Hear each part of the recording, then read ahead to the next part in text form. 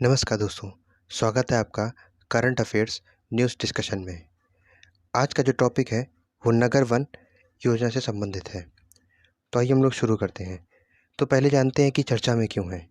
तो हाल के बीते दिनों में 5 जून के मौके पर इस योजना को भारत सरकार द्वारा लॉन्च किया गया था। 5 जून का दिन जो है वो हम लोग जान लेते हैं क्या होता है। 5 जून के दिन के रूप में 5 जून का जो दिन होता है वो पर्यावरण दिवस के रूप में मनाया जाता है। ठीक, आइए हम लोग बात करते हैं संबंधित मंत्रालय में जो विश्व पर्यावरण दिवस है उसके बारे में हम लोग लास्ट में इसके बारे में बात करेंगे फुल डिटेल के साथ। तो पहले हम लोग जो इससे संबंधित मंत्रालय है उसको देख लेते हैं क्या है। जो नगर वन योजना संबंधित मंत्रालय है वो पर्यावरण, वन एवं जलवायु मंत्रालय है, जिसको ministry of environment, forest and climate change के नाम से भी जाना जाता है। पर्यावरण मंत्री के बारे में बात कर लेते हैं तो श्री प्रकाश जावड़ेकर जो है इसके मंत्री हैं। अब इसको जानने के लिए हम लोग नगर वन योजना के बारे में, तो इस योजना यानी कि जो नगर वन योजना है वो क्या है, हमारे देश के जो शहरी क्षेत्र हैं जैसे कि जो मुंबई हो गई, दिल्ली हो गई, ऐसे जो शहरी क्षेत्रों में आते हैं उसमें शहरी वन को विकसित किया जाएगा। अब शहरी वन क्या होते हैं हम लोग पहले ये जान लेते हैं। यानी कि पूरे शहर में 1 या 2 या जितने भी उस शहर के जो ज्योग्राफिकल एरिया है उसके हिसाब से क्यों हो गया, उस शहर के बीच में क्या बनाया जाएगा, एक फॉरेस्ट बनाया जाएगा और उसके अगल बगल सिटीज़ होंगी। यानी कि वो जो फॉरेस्ट होगा जो वो फॉरेस्ट उस एरिया के लिए जो एकदम लंग्स की तरह काम करेगा। मतलब जितनी भी पॉल्यूटेड चीज़ें होंगी वो उनके द्वारा सिंक कर लिया जाएगा, यानी कार्बन सिंक का जो एक यहाँ पर एग्जांपल हम ले सकते हैं। तो आइए हम लोग बात करते हैं इसके टेन्योर की, यानी कि कितने दिनों के लिए या कितने सालों के लिए क्या किया गया है। तो अगले 5 वर्षों में 200 शहरी क्षेत्रों में अगले 5 वर्षों में 200 शहरी क्षेत्रों में इसको विकसित किया जाएगा। अब इस स्कीम के हम पास्ट के बारे में देखते हैं कि पास्ट में इस स्कीम का क्या था। तो इस स्कीम को जो प्रकाश जावड़ेकर जो मंत्री हैं हमारे, जो पर्यावरण मंत्री हैं, उन्होंने 4 वर्ष पहले इस जो इस योजना को अनाउंस कर चुके हैं, लेकिन उस समय पर इस स्कीम में कोई काम नहीं किया गया था। इसलिए हो सकता है कि वो दोबारा फंडिंग कर करके इसको मतलब दोबारा फंडिंग दे करके इस योजना पर इस योजना को जोड़ दे कर को वो लॉन्च कर रहे हों, या अब इसके बारे में कुछ नहीं कहा सकता है कि काम होगा या नहीं होगा। ये तो आने वाला वक्त बताएगा, आने वाले अगले 5 साल बताए जाएंगे। ठीक, आइए हम अब बात कर लेते हैं। तो ये 5 सालों की बात हो गई है। अब इसके हम लोग इम्प्लीमेंटेशन की बात करते हैं। इम्प्लीमेंटेशन मतलब ये कार्यान्वित किस तरह से की जाएगी, कौन करेगा, किस तरह से करेगा, उसके बारे में।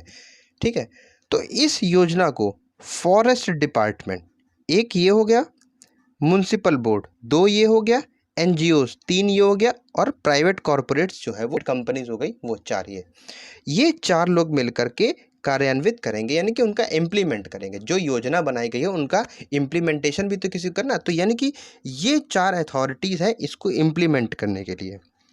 दूसरी तरफ इसके साथ आम जनता की जो भागीदारी है उसको भी सुनिश्चित किया जाएगा, यानी कि उसमें हम लोग, आप लोग, सभी लोग उसमें जुड़ सकते हैं जो उससे रिलेटेड अपनी जो इंटरेस्ट रखना चाहते हैं वो लोग। फंड की बात करते हैं। इस योजना, इतनी बड़ी योजना को इतने बड़े स्तर पर लागू किया जा रहा है तो उसके फंडिंग के बारे में भी जानना जरूरी है। तो इस योजना के अंतर्गत जो पैसा है वो कैंपा फंड के द्वारा दिया जाएगा। अब कैंपा फंड क्या होता है, तो देखिए 2016 में कंपनसेटरी अफॉरेस्टेशन फंड एक्ट आया था। ठीक है, कंपनसेटरी एफॉरेस्टेशन फंड आया था। अब उस यानी कि जिसे मैनेज करने के लिए, यानी इस एक्ट को मैनेज करने के लिए compensatory afforestation fund management and planning authority यानी कि कैंपा की स्थापना करी गई थी। अब जो यहाँ पे वर्ड आया है कंपनसेटरी एफॉरेस्टेशन, इसके बारे में हम लोग जान लेते हैं। ठीक है ना, इसके बारे में जानने के लिए हम लोग क्या करेंगे कि देखिए इसको हम लोग 1 मिनट इसको थोड़ा साफ कर दें। देखिए इसको जानने के लिए हम लोग एक एग्जाम्पल लेते हैं। एग्जाम्पल लेने का मतलब है कि मान लीजिए कि एक कंपनी है या प्राइवेट फर्म है, ये सॉरी प्राइवेट कंपनी है कि रिलायंस जियो। ठीक है, अब रिलायंस जियो जो है, मान लीजिए कि उसको अपना एक पावर प्लांट स्थापित करना है ना। मान लीजिए कि जो दिल्ली में या किसी और शहर में, मान लीजिए मध्य प्रदेश में अपना एक पावर प्लांट स्थापित करना है। अब उस पावर प्लांट को लगाने के लिए, है ना, अब उस पावर प्लांट को क्या करेगा कि जो लगाने के लिए वो क्या करेगी, वहाँ पे जितने भी पेड़ होंगे या जंगल एरिया में लगाना है तो उसको वहाँ पे पेड़ों को कटवाना पड़ेगा, है ना। तो वो क्या करेगा कि सारे पेड़ों को कटवा देगा। अब इस एक्ट के तहत यानी कि कैंपा एक्ट के तहत ये किया गया है कि आप जितने भी पेड़ कटवाएंगे उसके हिसाब से आपको पैसा जो है वो गवर्नमेंट को पे करना पड़ेगा। गवर्नमेंट मतलब जो सेंट्रल गवर्नमेंट होगी हमारी, उसको पैसा पे करना पड़ेगा। वो पैसा सेंट्रल गवर्नमेंट जो है 10% यानी कि जितना पैसा दिया जाएगा उसका 10% काट करके अपने पास रखेगी। 10% काट करके बाकी जो 90% है पैसा वो क्या करेगी, राज्य सरकार को देगी। राज्य सरकार का ये फर्ज होगा, यानी कि मतलब राज्य सरकार को ये आदेश दिया जाता है कि वो 90% जो पैसा मिला है वो उतनी ही मात्रा में जितने पेड़ काटे गए हैं उसे लगाए। तो ये कॉन्सेप्ट होता है आपका ये वाला, सॉरी ये, अरे कहाँ गया, हाँ, जो कंपनसेटरी एफॉरेस्टेशन होता है इसका मतलब होता है कि आपको कंपनसेट करना पड़ेगा, आपको कंपनसेशन देना पड़ेगा उस चीज़ के लिए, ठीक है ना। आइए हम लोग बात करते हैं जो इसके पूर्व में जिसको आधार बना करके ये एक्ट जो ये स्कीम बनाई गई है वो क्या है, ये लिखा है वारजे अर्बन फॉरेस्ट। अब ये वारजे क्या है, वारजे जो है वो पुणे में एक जगह का नाम है, ठीक है, जहाँ पर ये पहले जो है स्थापित किया गया था। आज से लगभग देखिए 4 साल पहले, इसको हम स्मृति वन भी कहते हैं, अभी हम लोग इसके बारे में बात करेंगे। आज से लगभग 4 साल पहले एक शहरी वन विकसित किया गया था, जिसका महत्व जो है वो आज देखने को मिल रहा है हम लोगों को। मतलब पुणे में इस जगह को वारजे अर्बन फॉरेस्ट के नाम से जानते हैं। 4 साल पहले यहाँ पर एक बंजर पहाड़ी थी, जैसे ये आपका जो एरिया, ये जो आप फॉरेस्ट देख रहे हैं ये वारजे अर्बन फॉरेस्ट है ना।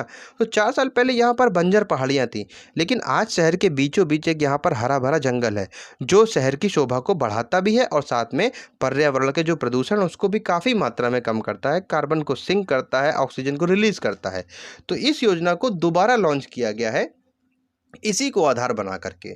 तो इसके अंतर्गत 16.8 हेक्टेयर के अनुपजाऊ भूमि को ग्रीन फॉरेस्ट एरिया में बदल दिया गया है ना। तो ये है वारजे अर्बन फॉरेस्ट। अब इसमें जो आया था पार्ट स्मृति वन, यानी कि इसको स्मृति वन के भी नाम से जाना। अब देखिए स्मृति वन का कॉन्सेप्ट क्या है कि यहाँ पर क्या है कि इतने सारे काफ़ी मात्रा 16.8 हेक्टेयर में लगाया गया है, तो काफ़ी पेड़ों की संख्या अधिक होगी। तो उसको मैनेज करने के लिए यहाँ पे लोगों को ये कहा गया कि वो सभी अपने पूर्वजों के नाम पर एक पेड़ को कैरी कर सकते हैं, मतलब गोद ले सकते हैं। तो उस प्रकार से उन पेड़ों का देख रेख भी हो जाएगी और आराम से काम भी हो जाएगा। तो ये स्मृति वन का कॉन्सेप्ट है ना। आइए देखते हैं विश्व पर्यावरण दिवस के बारे में। तो पर्यावरण दिवस होता क्या है, यानी कि क्यों होता है, ये भी देख लीजिए कि पर्यावरण के प्रति लोगों में जागरूकता जगाने के लिए प्रतिवर्ष 5 जून को पर्यावरण मनाया जाता है। बिल्कुल सही बात है कि हम लोगों को जानना चाहिए कि पर्यावरण के बारे में क्या है, क्यों मनाया जाता है, कि पेड़ हमारे लिए क्या फ़ायदा करते हैं, क्या नुकसान करते हैं। वैसे नुकसान तो बहुत कम करते हैं, फ़ायदा ही करते हैं। तो हम सबको ये काम करना चाहिए। थीम क्या है इसकी जो 2020 है, सेलिब्रेटिंग बायोडाइवर्सिटी। देखिए जहाँ पर पेड़ पौधे होते हैं वहाँ पर बायोडाइवर्सिटी होती है।